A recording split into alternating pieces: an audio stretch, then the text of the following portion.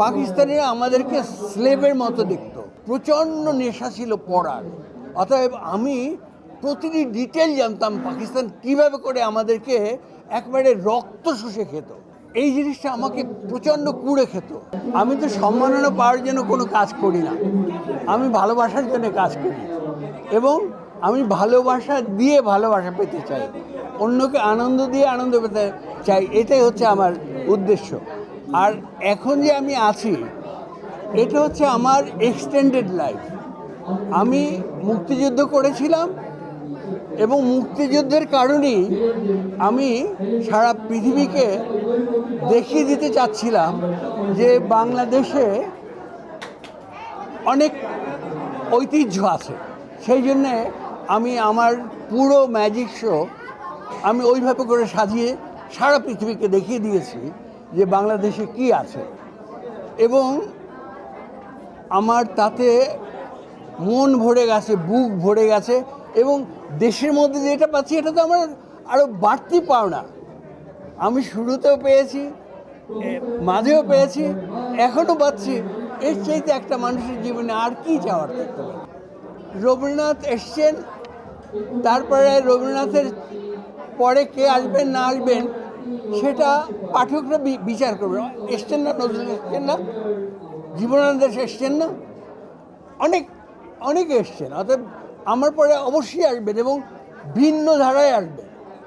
জীবনানন্দ দাশ বেঁচে থাকতে তার কোনো লেখাই ছাপা হয়নি, তাতে কি কিছু এসে যায়? অর্থাৎ এই মুহূর্তে হয়তো ওইভাবে করে আপনারা জানতে পারছেন, কিন্তু জুয়েলার্সকে ছাড়িয়ে উঠে যাবে এরকম ম্যাজিশিয়ান আসবে। আচ্ছা, স্বাধীনতার আগে তো আসলে মিডিয়া পড়তে আমরা শুধুমাত্র কি ঘটে গেছে এই খবর জানানো। বিশেষ করে আপনারা জানেন পাকিস্তানিরা আমাদেরকে স্লেভের মতো দেখত, দাস। এই জিনিসটা আমাকে প্রচণ্ড কুড়ে খেত।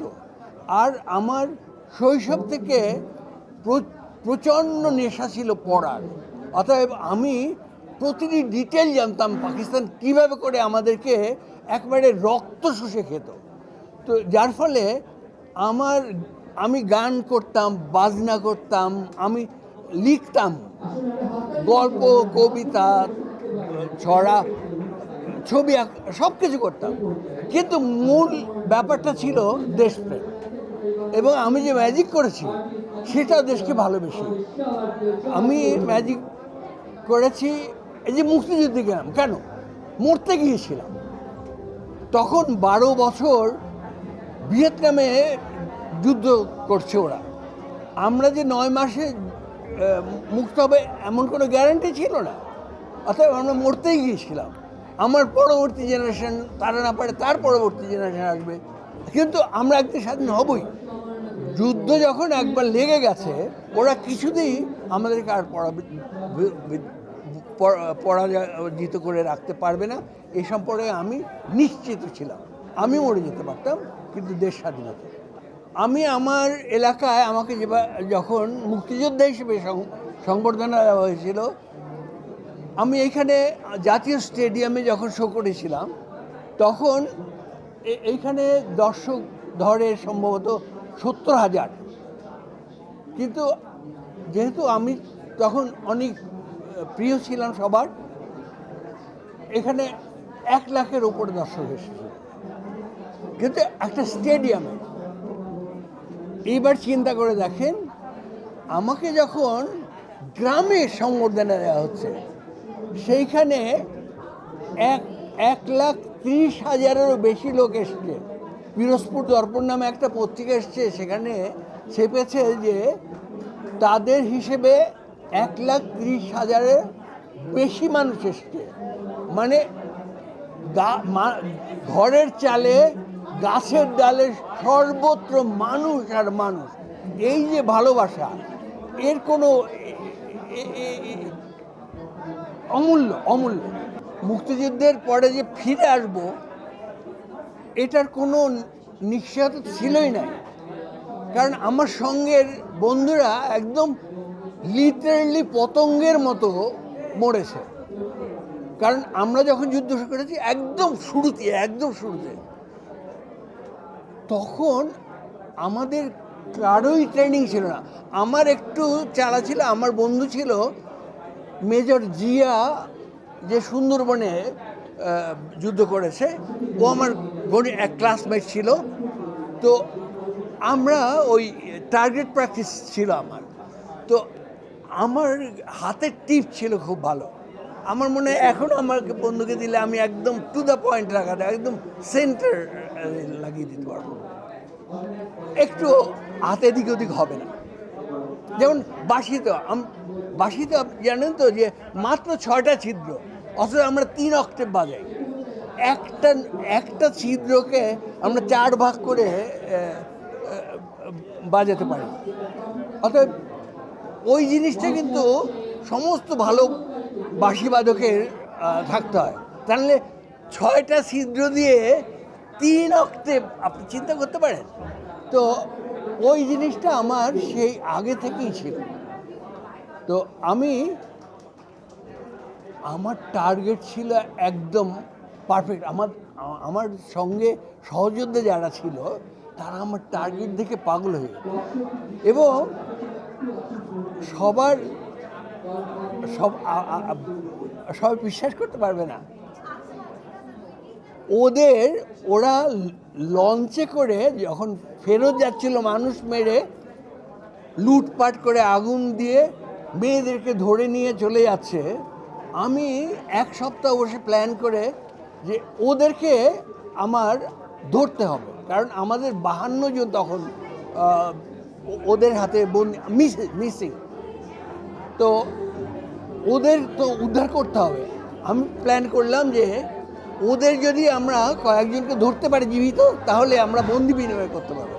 2 জনকে জীবিত ধরে ফেলেছিলাম, এবং শান্তি কমিটির চেয়ারম্যানকে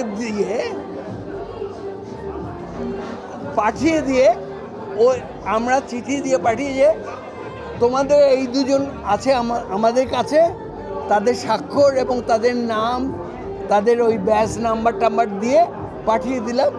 আমার বন্ধুদের ফেরত পাঠালে তোমরা তোমাদের আর্মি পাবে।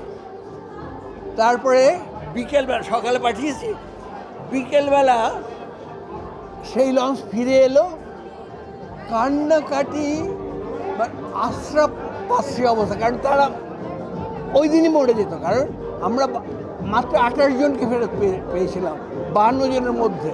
তো বুঝতে পারেন যে আর যাদের পেয়েছি তাদের কারো চোখ উপড়ে নিয়েছে, আর হাত পা ভেঙে টেঙে, মানে বিভৎস পরিস্থিতি। ওই মুক্তিযুদ্ধ যারা না করেছে তারা ওই গল্প পড়ে আর সিনেমা দেখে কিছুই বুঝতে পারবে।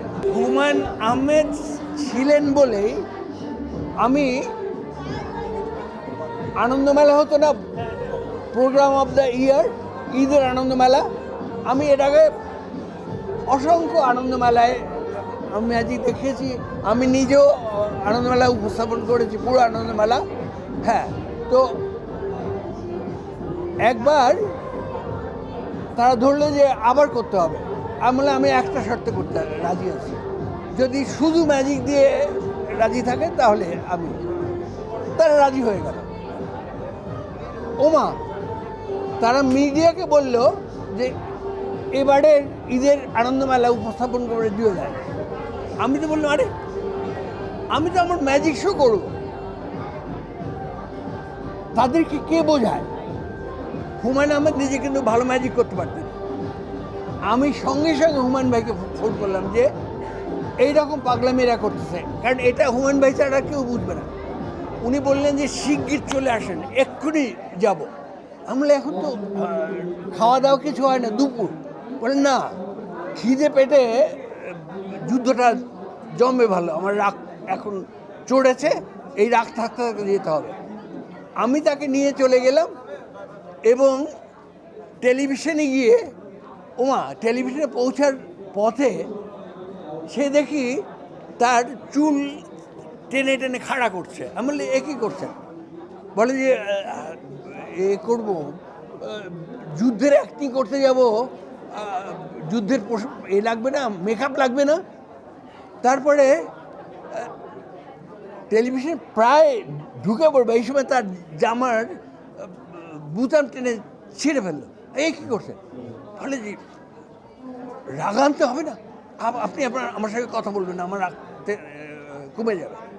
তারপরে গিয়ে তো এমন খ্যাপলো এবং বলল যে যদি এইটা আনন্দমেলা জুয়েলার্সের জাদু জগৎ এই কথাটা যুক্ত না হয় তাহলে আজ থেকে জুয়েলার্সের টেলিভিশনে আসা বন্ধ হবে। শুধু জুয়েলার্সের না, হুমায়ুন আহমেদের তখন বোধহয় এইসব দিন রাত্রি যাচ্ছিল সিরিজ, ওই যে পর্যন্ত গেছে ওই পর্যন্ত হুমায়ুন আহমেদ আর জুয়েলার্স আর কোনো দিন এই বাংলাদেশের টেলিভিশন চোখ পাড়াবে না।